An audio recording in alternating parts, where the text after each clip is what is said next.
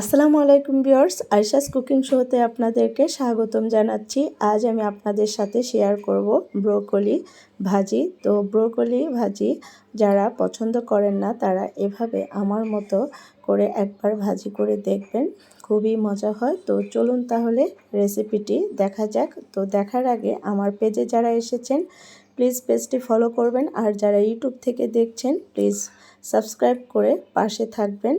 তো আমি এখানে ফ্রাইং প্যান দিয়েছি, ফ্রাইং প্যানের ভিতরে সরিষার তেল দিয়েছি এবং পেঁয়াজ কুচি হালকা ভেজে নিচ্ছি। এরপরে আমি ব্রোকলি দিয়ে দিচ্ছি।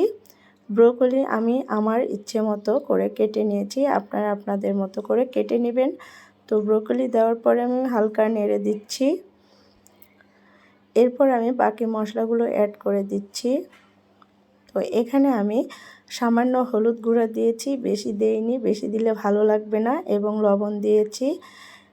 দিয়ে ভালো করে আমি আবারও নেড়ে দিচ্ছি। আর তেল সামান্য দিয়েছি, বেশি দেইনি, আপনারা আপনাদের পরিমাণ মতো দিয়ে নেবেন। তো এরপরে আমি কিছুক্ষণ নেড়ে চেড়ে আমি কাঁচামরিচ দিয়েছি। কাঁচামরিচ এখানে 2-3টা দিয়েছি, যেহেতু বেবিরা খাবে সেজন্য আমি বেশি ঝাল দিলাম না, আপনারা আপনাদের মতো করে দিয়ে নেবেন। এবং ঝাল দেওয়ার পরে আমি সামান্য পানি দিয়ে এই ব্রোকলি সিদ্ধ করে নিব। তো আমি আবারও নেড়ে চেড়ে ঢাকনা দিয়ে ঢেকে দিব। তো এ পর্যায়ে যারা আমার রেসিপি পছন্দ করেন প্লিজ একটা লাইক দিয়ে দিবেন, যারা এখনও দেননি প্লিজ দিয়ে দিবেন, দিয়ে কন্টিনিউ করবেন।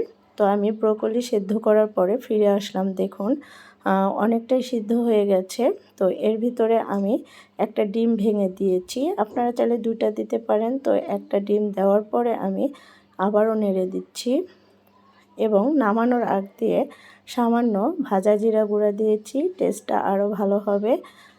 তো ভিউয়ার্স, এভাবে ভাজি করলে খেতে খুবই মজা হয়। যারা ব্রোকলি পছন্দ করেন না তারা একবার হলেও এইভাবে ভাজি করে দেখবেন, খুবই মজা হয়।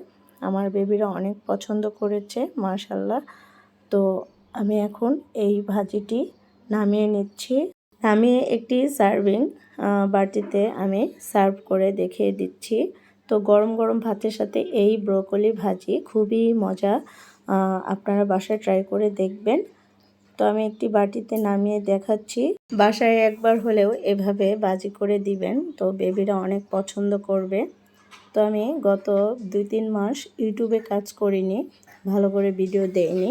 যারা ইউটিউব থেকে দেখছেন প্লিজ সাবস্ক্রাইব করে পাশে থাকবেন। এখন থেকে নিয়মিত ভিডিও যাবে ইনশাল্লাহ। আপনারা দোয়া করবেন, আমার পাশে থাকবেন, আমার চ্যানেলের পাশেই থাকবেন।